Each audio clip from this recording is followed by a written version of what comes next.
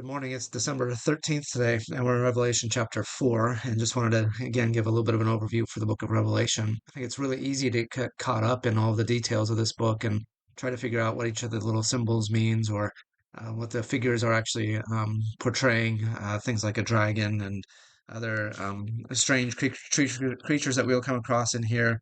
We also kind of get caught up in the timing of these events. When is this going to happen? What comes after what? What's the chronology of them? What order they happen in?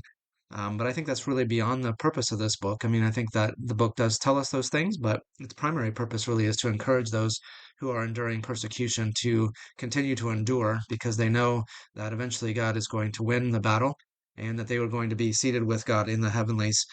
So it's the ultimate book, I think, on eternal perspective. And what we get is after these letters to the churches in the first, chapters 2 and 3, now we get taken straight up into the throne room of God. And you can see what the angels are doing there. And it says a beautiful scene, something really hard to understand. I think almost impossible for us to understand with our earthly bodies and our earthly minds and the limited experience that we have. It will take really a heavenly body to be able to fully see and appreciate what's going on in heaven here. So John gets a glimpse of it and tries to explain it to us in human language, but so much of it is done in metaphor and symbol and picture because there's no other human way to describe these things. But we do know is what we hear in the throne room of God. Constantly, there are angels around singing, "Holy, holy, holy is the Lord God Almighty, who was and is to come." So he has the past, the present, and the future in his hands. It all belongs to him, and it's all about his holiness. And so that gives a lot of perspective to the things that happen to us in this life. Not that it's easy to endure persecution or hardship or even our own sin or the death that's around us or just brokenness and heartache that comes from living in this world. But we know that it's only a temporary world.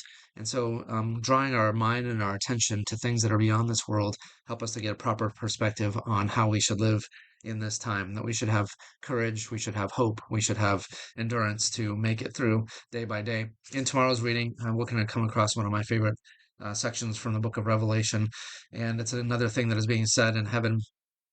This is it. You are worthy to take the scroll and open its seals because you were slain, and with your blood you purchased for God persons from every tribe and language and people and nation. You have made them to be a kingdom of priests.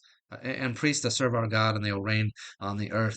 And so God's plan is to take from every nation on earth, and this shows the consummation of that plan that people from every tribe and tongue and nation will be redeemed and brought to what they were intended to be created for. Eventually, that fulfillment of their destiny and their purpose. And so that's tremendously good news for us, and it gives us cause to rejoice even in the midst of heartache and trial in this world.